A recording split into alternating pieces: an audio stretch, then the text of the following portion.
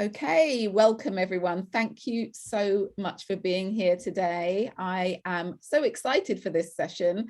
My name is Jenny Garrett. I'm an award-winning career coach, author, and leadership trainer. My books explore the empowerment of working women and women in leadership roles.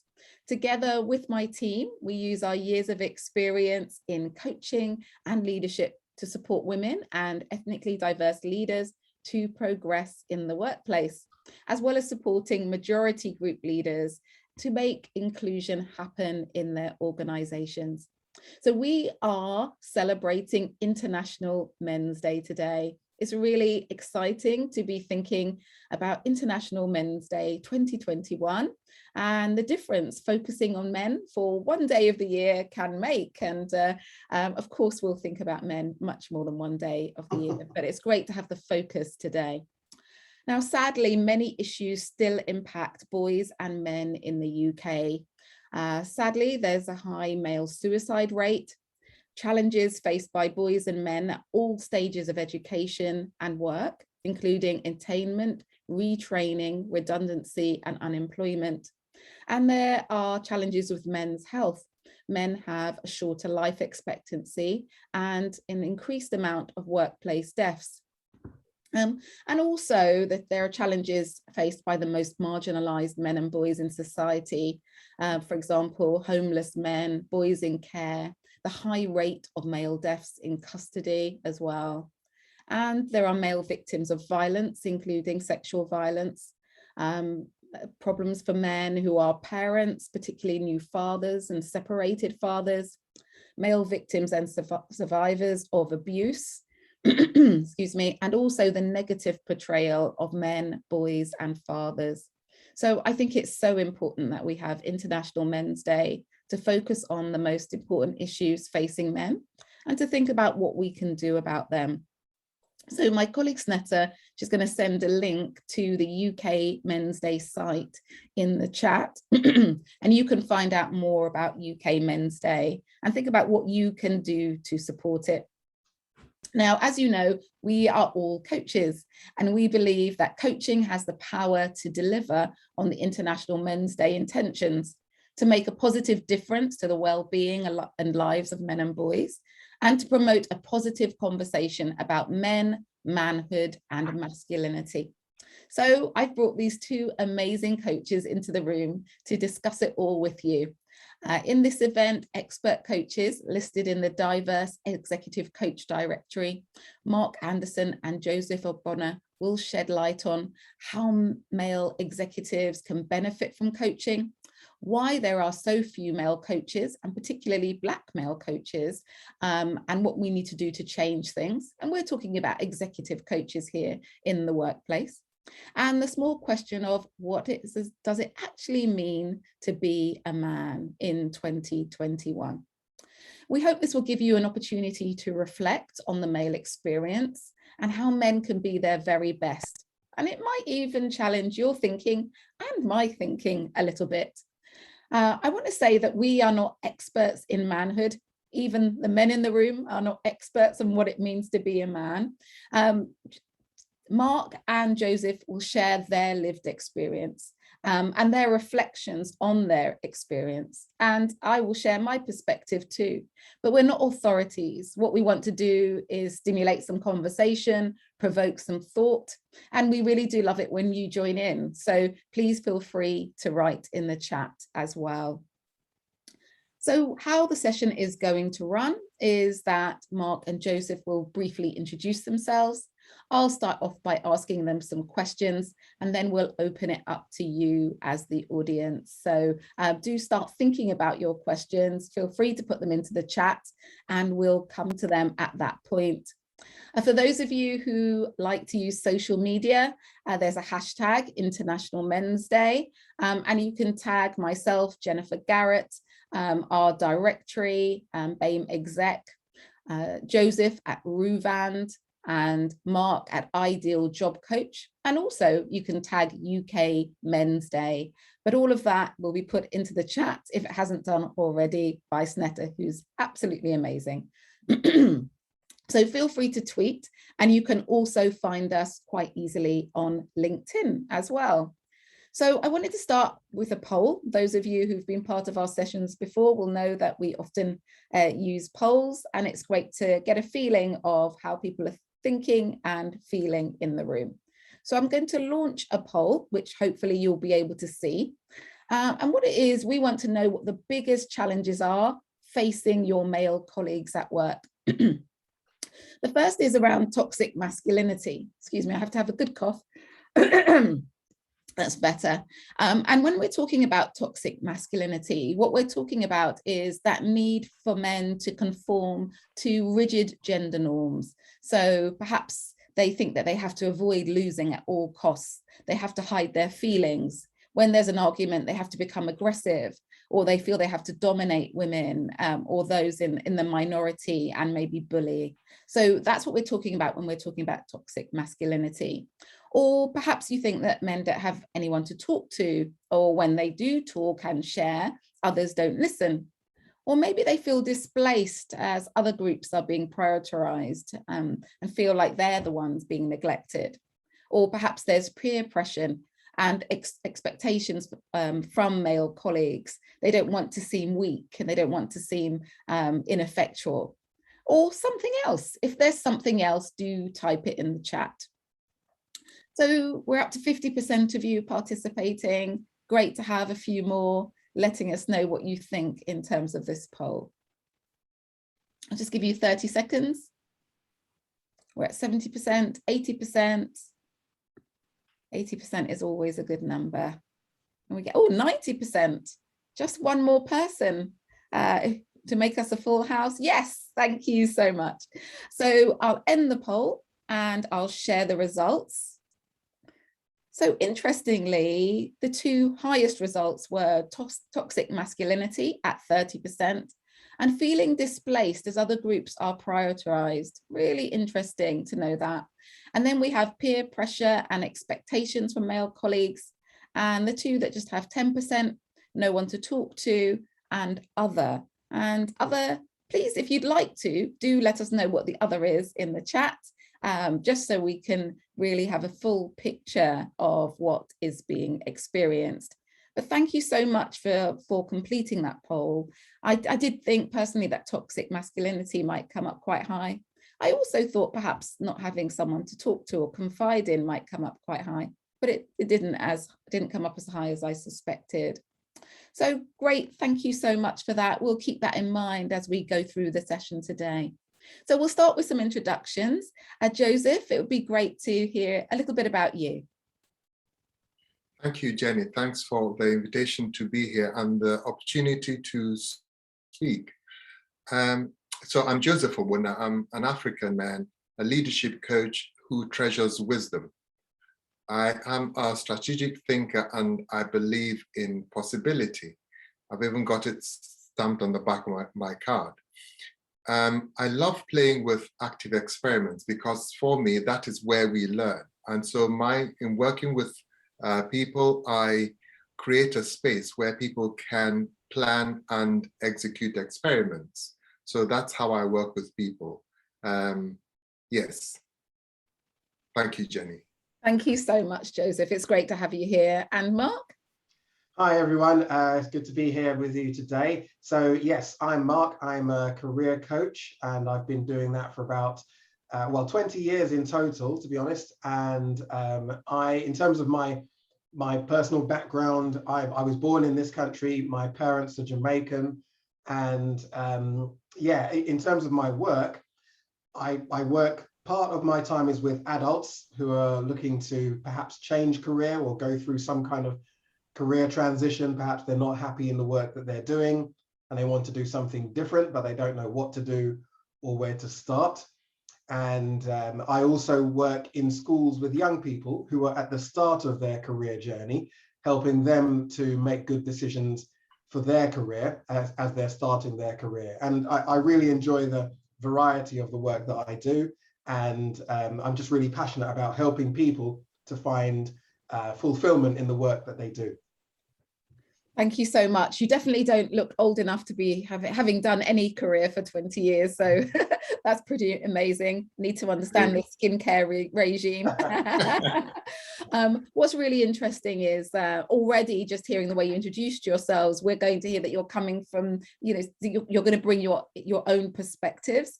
Great to also think that we might hear the perspective of your experience working with young people. And we're hearing from Joseph about wisdom and strategy.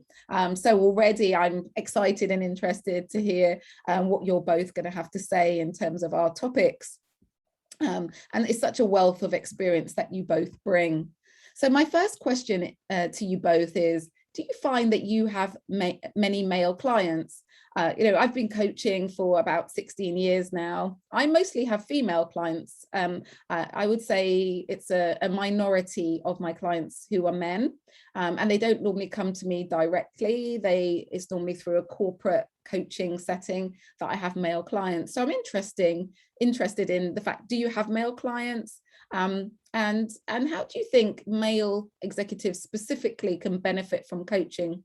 It might be helpful for you to say how you think people can benefit from coaching, and then also how do you think men specifically can benefit from coaching? So I'll start with you, Mark, but really happy for this to be a conversation. If you want to say a few things, then Joseph says a few things, and we just have a conversation about this. Yeah, and when you said you were going to ask this question, I thought I'll look back and see the inquiries that I've had for people who are interested in having coaching with me. And because I do know that I actually do have quite a few male clients that I've worked with over the years. And in the past, well, since the beginning of 2020, nearly half of all of my inquiries have been from males, 44%. Mm-hmm. So, that's an encouraging number, from my point of view. And I think when men are looking for coaches, they're often looking for another male to coach them, because there's maybe that connection. Maybe it's just having somebody who you feel is, can understand where you're coming from, particularly with a lot of the men that I work with. Not only are they, executives, for example, but they have families, they have children, and perhaps they feel that pressure of having to provide for their families. So, the men that make inquiries to me are, genuinely seeking career support. I wouldn't say it's generic coaching, but they're looking specifically for coaching in relation to their career. Some of them, I would say, are encouraged to come to me from their partners or their wives, I have to say, but many come to me directly off their own back. So I'm encouraged to find that, I do have quite a few male clients or male inquiries. Fantastic. That's really interesting for me to hear, because I definitely don't have 50% of my coming to me, and I think absolutely male men might seek male coaches more than they seek female coaches. So it's great that you're there and providing that service, actually. What about you, Joseph? What are your thoughts on this? Yeah, see, at the moment, I do have a balance of male and female. But looking back, amongst younger people who I've worked with, there's definitely more female clients I've had in the past. And yes, I think my reflection on it is that I think men have a higher bar for trust before opening up. That's my experience. And the people who have come to me, they're often people who I know, I've known. So I think there's a higher bar before they can fully open up. That's what my experience is. I'm not sure if you found that, Mark. Yeah, I think you might be right on that one, actually, because thinking back to when people contact me and they're asking me questions, they're a lot more inquisitive and a lot more, is this going to work? And, what am I going to get from this experience? Not in that aggressive tone, but quite possibly, I think you might be right. But, I still do have women who have quite a high bar in terms of what they're looking for and the help that they're seeking. So, I think you could be right in that. I think it's a really interesting point you're both making. I had an inquiry for someone who wanted to have a chemistry session for some coaching with me recently. they found out that I was going to be part of sort of a panel judging, a judging panel, and they were going to be one of the panel judges as well. And they came back to me and said, oh, I like to separate church and state, and I will see you in this environment and you would have known all of my inner workings, and I won't feel comfortable, so I won't have the chemistry session with you anymore. And I was like, oh, absolutely fine, no problem. But that's an interesting thing, because for them, they did have this, I need to separate these things out, and if I want my coach to be away from my world. Whereas Joseph, you're kind of saying, people want to know, like, and trust you in maybe other settings to be able to come to you as a coach. So I thought it was, I think sometimes it's just someone's personal preference and their ability to be vulnerable. But I guess, you know, when we think about men, if you haven't been able to be vulnerable in many settings because you're in an environment where you have to be a strong man and all of that sort of thing, then maybe you start to think, maybe you know, that there's a small space of a small amount of place where I can be that very vulnerable person, and I have to choose that place very wisely. So Michael says, I coach both genders and always have. Historically, my client base has been 70% women. The men I coach typically came from referral from women, so that really resonates with your experience, Mark. However, I have partnered on an initiative, okay, called What Men Say, and fabulous. And so that's increased the number of men.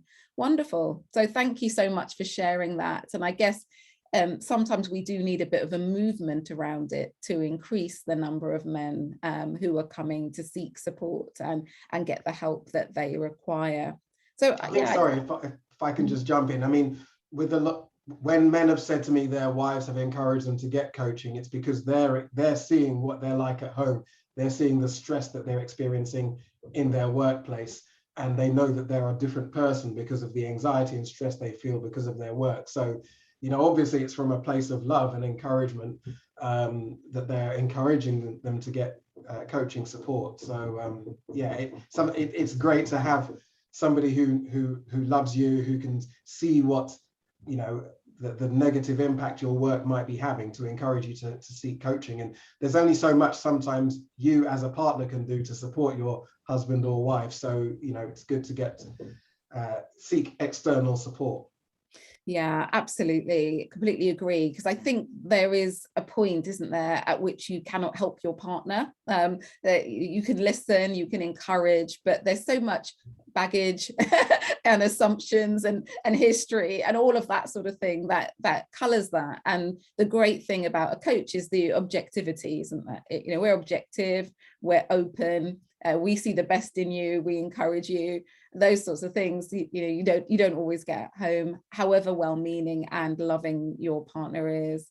So we've got here from Matthew, interesting point. As a male leader, I'm really comfortable coaching males and females, but I prefer to be coached by a male. Okay, yeah, really interesting to hear, and thank you for sharing that. I think it's personal preference, isn't it? It's interesting. I've had male coaches and female coaches, and yeah, both have been great.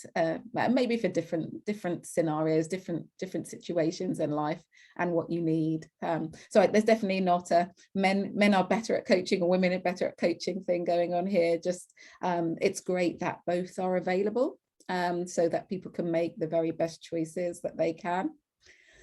Great. I think one of the challenges with, I guess, men going for coaching is the models of male leadership we've had for decades has been quite impossible to match up to. If you think of, if I name a few leaders that people will say, Mansa Musa, Churchill, Jobs, Mao Zedong, Roosevelt, there are people in a certain mold, and if people want to live up to that and they're a leader, to then show a different side of them from that. Because what people see often is what, for example, anyone looking at us here will see what we present. They can't see what's going on inside. And we make judgments comparing what we are thinking, what we feel, to what somebody else looks like. And so we try to match up to that and to then accept to yourself and to somebody else that you don't live up to that, it can be quite a challenge, I think. What do you think about that, Mark? Yeah, I think when it comes to perceptions, I think I'm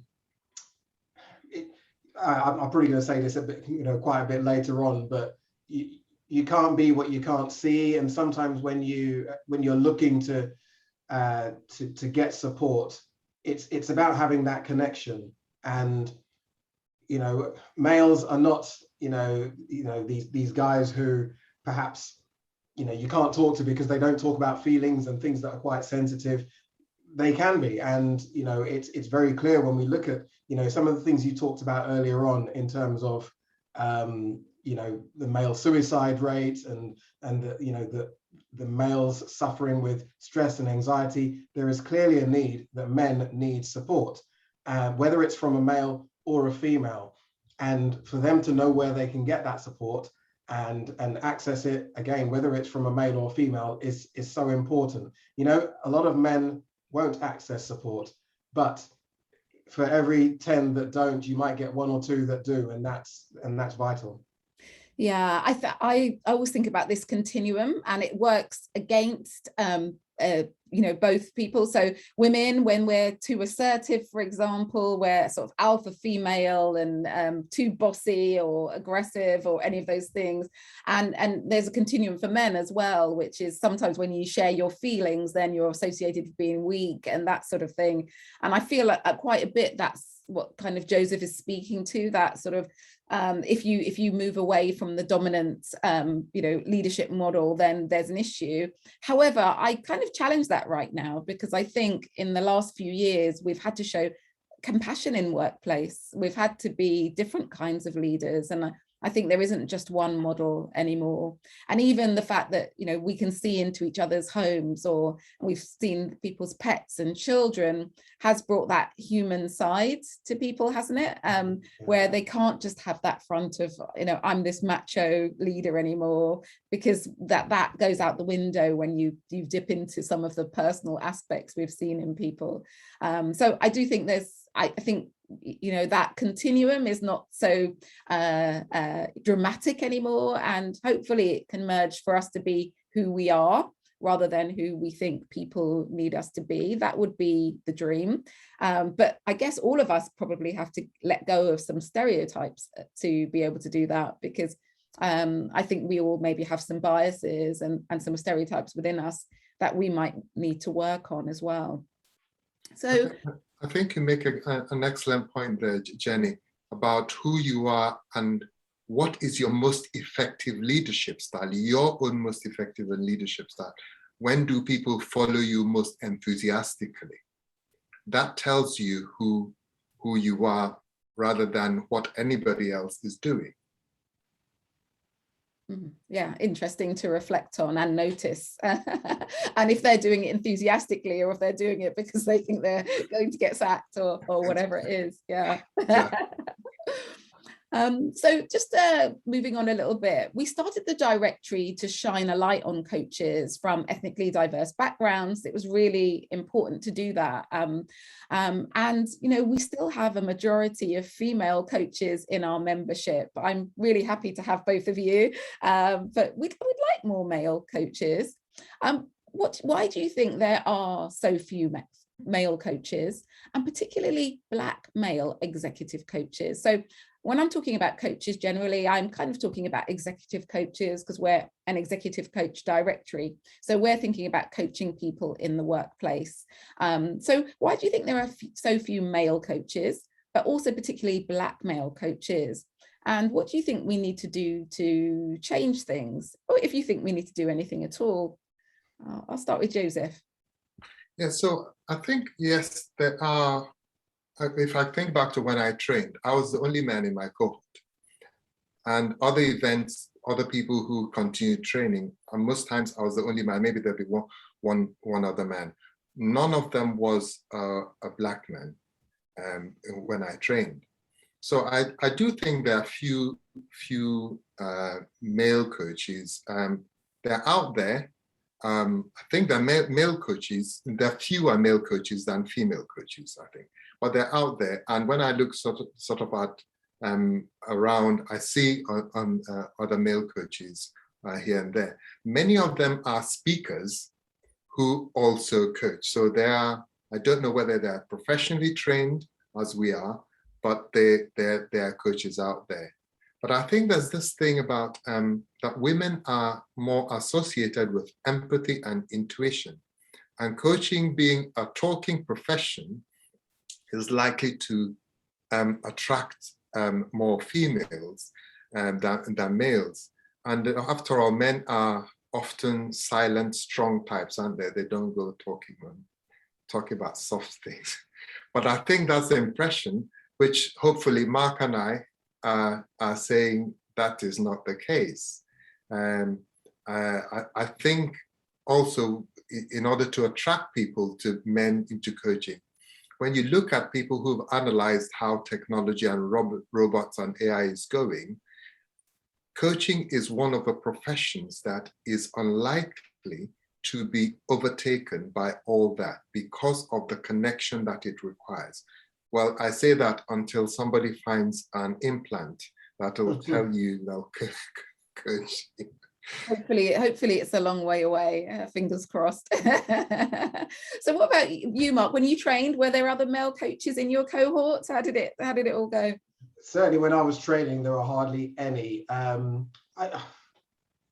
to think, I would say maybe about 20, maybe less than 20%. I don't know. I think a lot of it might be to do with the perception of what a coach is. I mean, to be honest, even people who come to us, or certainly come to me looking for coaching support, don't really know what a coach does. But I think sometimes when you don't know, you associate it with being a bit like counseling and a bit sort of touchy-feely and things like that. So, you know, to a lot of men, that won't be an attractive career path. But then, you know, it depends on what you're coaching for. You know, if it's related to business and career, I see more male coaches than you would do for other sort of generic life coaching or relationship coaching and things like that. But yeah, so maybe in relation to the role of a coach, and also maybe the salary expectations, and a lot of men might think, oh, a coach might not get paid very much, or just lack of knowledge about what the role is, because a lot of people think that a coach will simply just do one-to-one work and not much else. Whereas, you know, when you think about coaching, you know, you might be going to the workplace to deliver workshops, you might be public speaking as well as doing one-to-one. So there is a lot of variety to the role.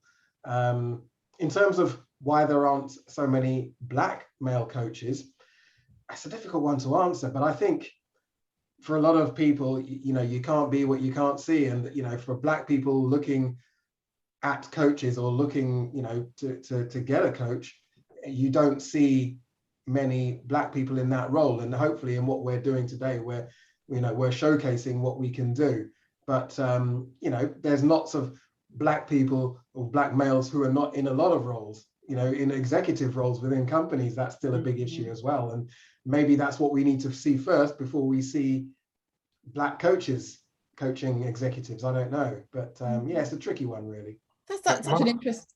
Yeah, go on, Joseph. Yeah, no, it's just what Mark was saying. That I think that's really that's a point. Earlier on, when you were speaking about female coaches, that many men will go for male coaches, and I think that plays out with in the profession as well. That when people ask for a coach, sometimes they're looking for a hybrid between a mentor and a coach, someone who's done this before.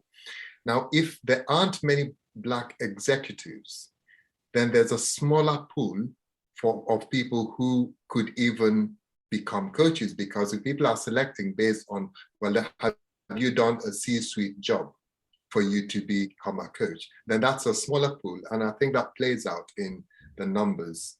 And like Mark said, the visibility that this is possible, that you can have a fulfilling life as a coach, is really helpful. Yeah, I guess you have to come across the profession or be coached. So a lot of coaches have been coached and then think, wow, this is a job. I'd love to do that. So sometimes if you've never been coached, then you're not going to know about it, or you just don't discover it. And the only reason I found out about coaching is because I worked in a business school. And so coaching was part of the leadership development programs that they delivered there. Otherwise, I might not have heard about it. But also, if I think about reactions, when I said I'm going to start this coaching business, I had a lot of reactions from people around me who didn't know about coaching. Isn't this just a fad? How are you going to make money from this thing? Are you serious? Do you think people are going to pay you for that? I had all of that. So there is a piece of education around this is a viable life. You can make money, you can live doing this, and also just knowing it exists actually. So I guess I'm advocating for you two to go into every school and talk about what you do and get some boys infused in this kind of profession. And I think, there's so many stereotypes about Black men. To see men like yourselves doing something that in many ways, is about caring, listening, is about empathy, is about guidance. I think it does a lot to dispel stereotypes about Black men in this country. So I think there's so many good things about Black male coaches. Yeah, and you mentioned about schools, and I know when I go into a school, sometimes you can tell when, let's say a Black boy comes into the office to see me and they've not seen me before, there's a knowing look, that they give you to say, oh, there's a Black person, there's somebody like me here. Because first of all, there's so few Black male teachers in schools. Black boys are growing up with not a huge number of Black positive role models. So I know that, it's doing good going into a school as a Black person and being able to, to coach young people, including Black people. And I've been contacted by 1 or 2 schools saying that it would be great for, somebody Black coming into school, because, it will make a nice change from what they call the blonde Bob brigade, going into schools and seeing the same type of faces. So definitely need more Black faces in schools and the workplace. Wonderful. You're getting lots of great point, Mark. Absolutely, Mark. So lots of people advocating for that point. And also this point about being the training has come up. So Michael says, when I was trained, 1 of 7 men in a cohort of 76. So he was 1 of 7 men in a cohort of 76. That's a really tiny amount. What you're saying is really playing out with the audience as well. And a lovely bit of advocating for you. This is fantastic role modeling. So that's, keep up the good work.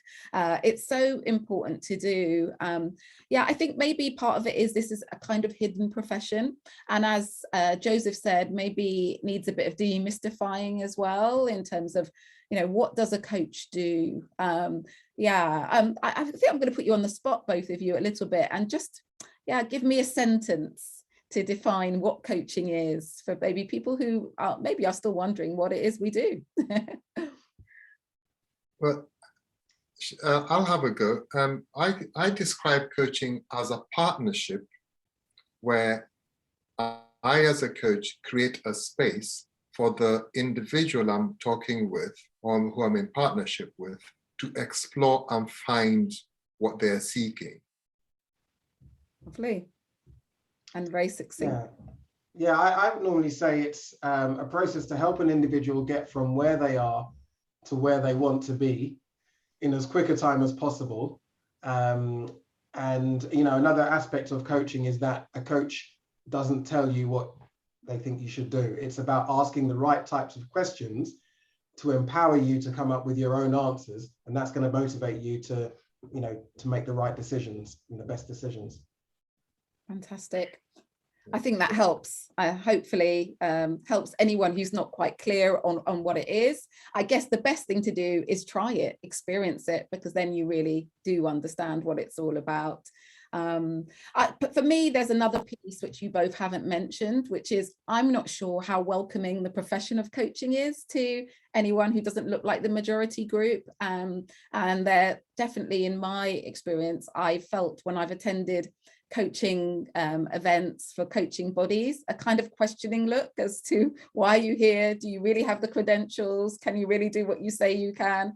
And of course, we have to be resilient and keep going through all of this stuff. But if you don't really have to, then sometimes you don't. So I think there's some work in the profession of coaching to be more inclusive itself. And I think by having this directory, by showing up and being here, I think we're helping that. So I think some of this is also about the profession itself, and how it welcomes people. So Matthew says, maybe not here, but is there a view on why there are so few people of ethnicity coaching at the top level in sports, Premier League? Yeah, I don't know if you want to go there. I don't know if it takes it off into another direction. Maybe we'll hold on to that question for the moment, because, well, or do you want to speak? Yeah, if you want, do you want to speak to that? To be honest, I don't have an answer, but yeah, it's something that we all know about. You know, when you look at the percentage of Black football players that there are, and then you look at the percentage of Black managers, the discrepancy is huge. And the question is why? And, you know, that question needs to be raised and taken seriously by executives, CEOs at football clubs and things like places like that, to say, you know, why are we not taking on Black managers? They're applying for roles, but they're not getting the roles. Why is that? I don't know. No, I'm not qualified to speak about football. Okay, great. I think the thing about this is this plays out in every aspect of UK society. Every single organisation, you'll see diversity at certain levels, and we'll get to a certain level and then it will change, and it will be, you know, most of the time white men. It might not always be white men, might be some women there. So this is very, you know, this is very similar in that actually this is playing out across UK society, maybe across a lot of the world, and it's something that we have to really be clear about, to be clear about what talent is, to notice the fact that lots of people from ethnically diverse backgrounds are overqualified for the roles they're in. There's no lowering the bar in anything. They'd have done much more to be wherever they are, and seeing talent looking different, being really positive. It doesn't have to be the same mold as the leader who was there before. So there's some work to do. Someone saying, I think the Association for Coaching are starting to look more closely at diversity, inclusion and belonging. I think all of the bodies are actually, Janice. I think they're doing some work. I think it's maybe a little bit late, you know, that it's late, but never too late. And we've got some, I'm going to go off football. We can get too sucked. So Jenny, there's the different perspective that someone who's very different from you, or who has had a different experience, for the innocent, like we know when you go into, a new person comes into an organization, the innocent questions they ask sometimes hit exactly what needs to be talked about. And I find this, that in my conversations with people, things I don't know about or things I wonder about are often found as reveal or experienced as revealing, because I have a different background from them. And that, for me, if one of the reasons you go into coaching is to create awareness, because awareness creates choice and then action that follows from that. Why not go to someone who's very different from you, who hasn't gone to the same schools, same background from you? So you never know what you'll find, especially as the world is becoming more complex and interlinked. Such a good point, really good point. The fact is that if you're and plus if you have a very narrow network, having a coach from a different perspective can help you so much. And also that was part of the thinking behind the directory. Maybe we can't change the top because these people are in their roles and we're not going to push everyone out, but actually getting some diverse thinking into the boardroom, into the most senior roles, can really help through having a coach from a different background. So yeah, eloquently put. Thank you for that point. So I've got one last question, and I've also got two questions from the audience. So we can't spend too long on this question, which is the biggest question in the world. What does it mean to be a man in 2021? Just, you know, just huge as question, but give it a try. So what does it mean to be a man in 2021? Thing is, 2021 is coming to an end, so this must mean 2021 and forward. And I came across a report, a US report, the Shriven report, they called it, 2019, I believe, which said that 2/3 of US households, in 2/3 of US households, women are breadwinners or co-breadwinners. And that men are saying that they are no longer sure how to be if they are no longer the provider and protector of the family or in society. So I think that what we're judging that against a fixed definition of what it is to be a man. And as my good friend Eli, wise friend Eli said, to be fixed as a man is to become irrelevant and to die.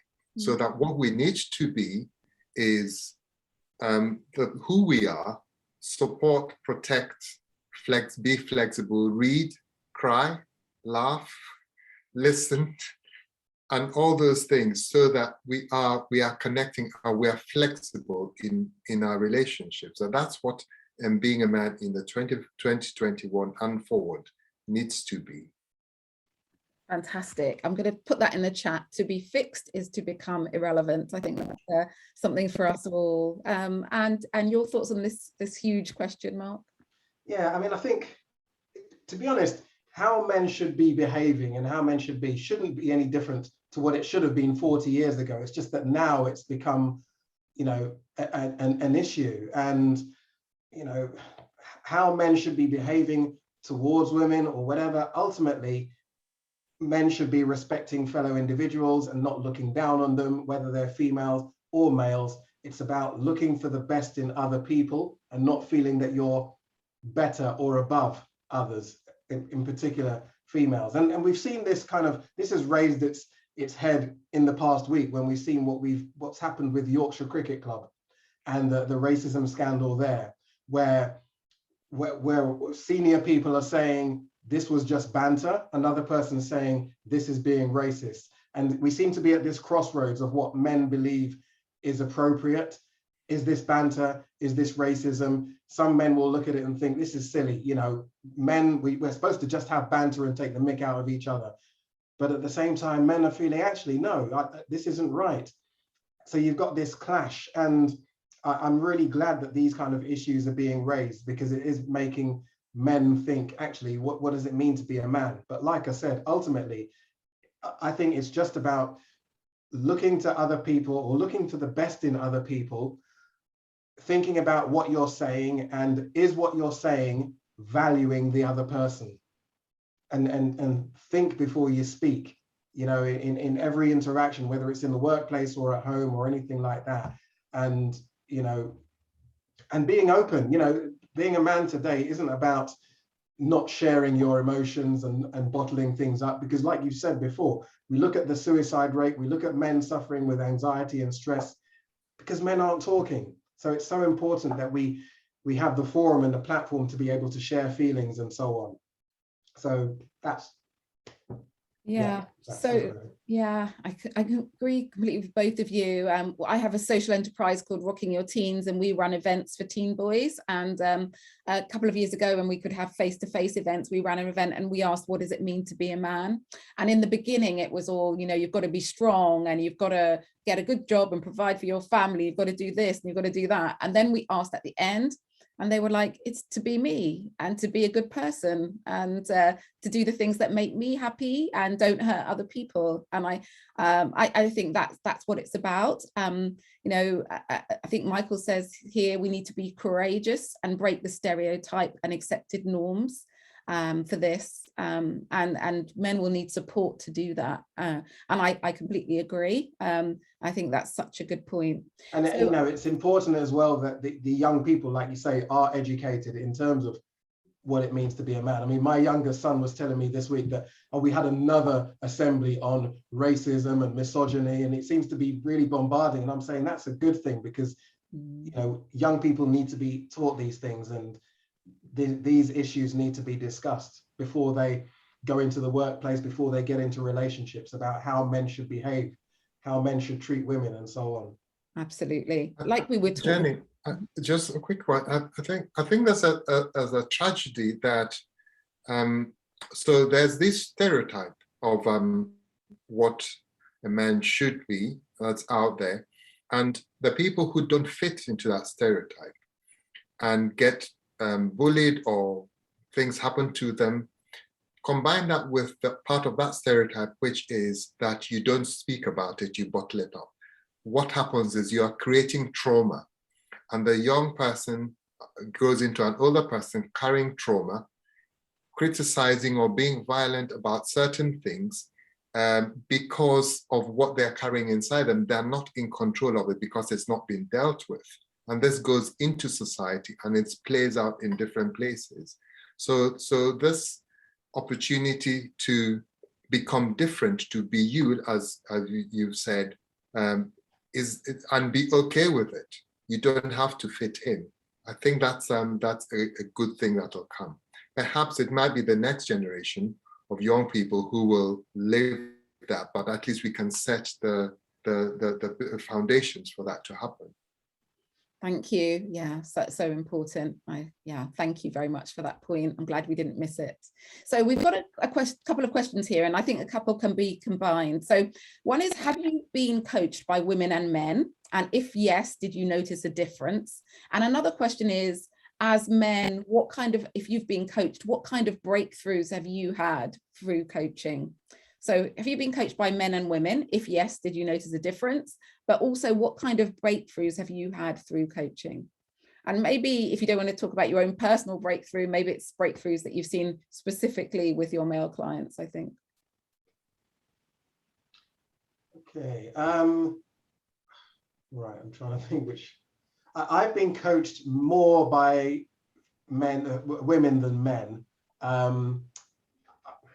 I have been coached by men, but it was in my earlier days when I was training to become a coach and we were all coaching each other. And to be honest, I didn't notice, there wasn't a huge amount of difference, to be honest, because especially when you're training, you're trained to use the right techniques, whether you're a male or female. So yeah, I don't think there was a huge amount of difference. Sometimes there's maybe a gentler approach that women in the past have used.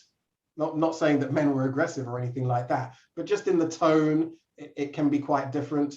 But when you're being coached and when you've got an issue that you're being coached on, your focus is on that issue rather than, oh, this is a male and this is a female. So I wasn't really thinking about that a huge amount at the time, from what I can remember. I've had both male and female coaches, and my first coach was Duncan, very good coach, and he spoke about a male energy, and he said, well, sometimes you do need a male energy around you, and it always made me smile because I didn't quite understand what he meant, but it clearly meant something because it's quite experienced. And yes, with the women, like Mark said, I've gone in there looking for a space to work through something, and whoever is creating that space doesn't matter that much to me. In terms of breakthroughs, there's I work with someone who, because of the environment, things were a bit shaky and their confidence was a bit shaken, and they needed a space to realize that this was happening because they were no longer being playing to their strengths. They were now looking at the environment and playing to the environment, and not being successful at that began to shake their confidence. So once they realized that this was happening, the difference was palpable in how they sounded, what they began to do. Wonderful, thank you. In terms of me and breakthrough, for me personally, the reason why I am a coach is because I was coached initially, not one-to-one, but it was a group. And there were so many nuggets of amazing things that I was getting from the process. And I thought, I've got to be a coach. I just want to use these techniques working with individuals. You know, when we're tackling issues like limiting beliefs and values and so on, and how you can question people in an effective way, because I had already qualified as a careers advisor, but that was slightly different. So coaching took me to another level. So that was a huge breakthrough for me. Yeah, thank you. I think the big difference is chemistry. So you only want to be coached by someone that you feel good chemistry with, that you feel safe and you can be open with.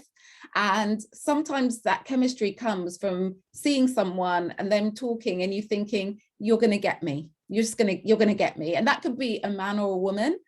Yeah, but as a woman, I often feel that women are going to understand my experience better than a man will. That might not necessarily be true, but I often feel like that they'll get some of the things that I'm talking about in a different way to what a man will. So I feel like it's the beginning. It might not be when you're in the session, it might be really, really similar, and there might be similar questions asked and all of those sorts of things, but it's that chemistry that makes you feel safe to open up in the first place, that comes from whatever it is, whatever that chemistry is. And it might be with a male, a male and female, whatever it is, it's that chemistry piece.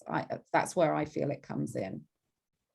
We're getting lots of thanks for this session. And there was one question, I think, that I've missed. I'll try and find it again. So it was recognizing, of course, that we're all individuals. Are there specific things female or indeed male coaches could do to better support male clients?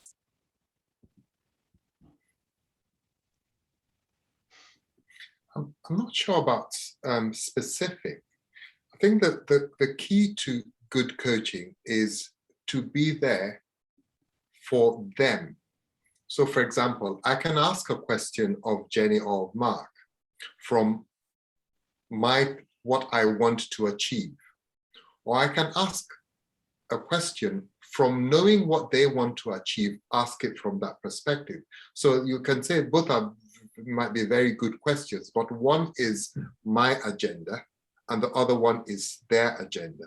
And I think that is really key, that if you can create that space where you are working for the client, it is a partnership, but you're working for the client, then it doesn't make that much a difference anymore, because the space itself, or some people would say the container, is good.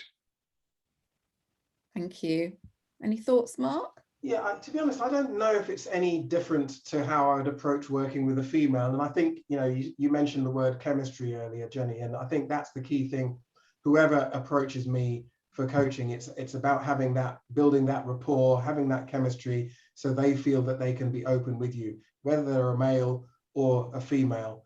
I think, because I often will talk about my own experience of coming into coaching and being disillusioned at work, men connect with that quite well, because when I got into coaching, we just got married and we had our first child. So there was the pressure of changing career, dropping salary and so on. And I think men do resonate with that quite a bit. But apart from that, I don't think it's any different. But I think the key thing is just being there, being present, and knowing that if a man wants to be coached by a black man, I'm there. That's the starting point. Lovely. I think there's something in here about, for all coaches to understand what your triggers are, what your biases are, what your stereotypes are, because coaches are not perfect people. And I think if you know that you have some biases around men, that maybe, it's also about, in this chemistry, making the right choice for the client. Am I going to be the right person to coach them? Am I going to be holding on to my stereotypes of what it means to be a man? And is that going to impact whether or not they can really get the growth they need from this session? So in the same way that I think about coaching people from different backgrounds, you need to really work on yourself and unpack what you're allowing into the conversation and what your triggers are. I would say it's exactly the same, really. Make sure that you are aware of your biases, your triggers, and think about how they might impact the coaching relationship. I have one final very quick question for you. Our time is up. It always goes so quickly.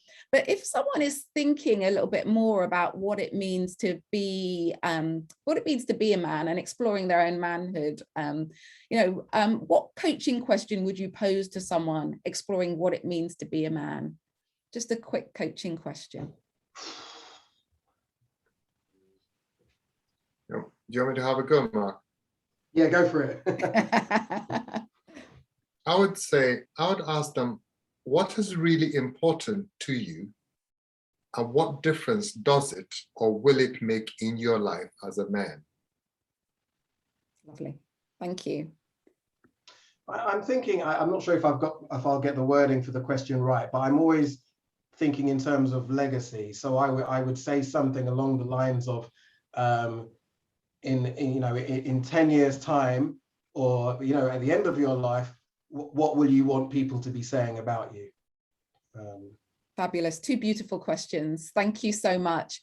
Thank you so much, Mark. Thank you so much, Joseph. And thank you everyone for attending today. You can find how to contact Mark and Joseph on the Diverse Coaching Directory. Just type their names into it and you'll find them. Our directory connects corporate organizations with coaches from Black, Asian and minority backgrounds. And I believe Snet has put the link to the directory in the chat. Snap them up because they are both in demand, and I think they've got a waiting list. So if you are considering being coached by them, do get in touch with them for a chemistry session. Happy International Men's Day, and thanks for attending. Let's support men by doing what we can with what we have, where we are, as Theodore Roosevelt said. And to the men here, I leave you with the words of Chance the Rapper. I'm a good man, and I'm going to become a better man. So we have an exciting schedule of events scheduled for next year. Do make sure you subscribe to our Eventbrite channel to find out more about them.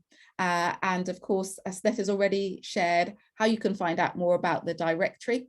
And if you want to find out more about the work I do in terms of coaching and creating leadership development programs to help people break through the glass ceiling, go to jennygarrett.global. My final thank you to Mark and Joseph. I think I've been stimulated. I'm going to think more about the men in my life, how I can support them. What are my biases? Am I falling into any stereotypes about what men are? And I'd encourage men to just be themselves, because that's the best we can possibly be.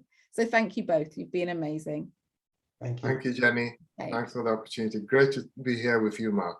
You too, Joseph. Take care. Take care, everyone. Bye-bye. Bye.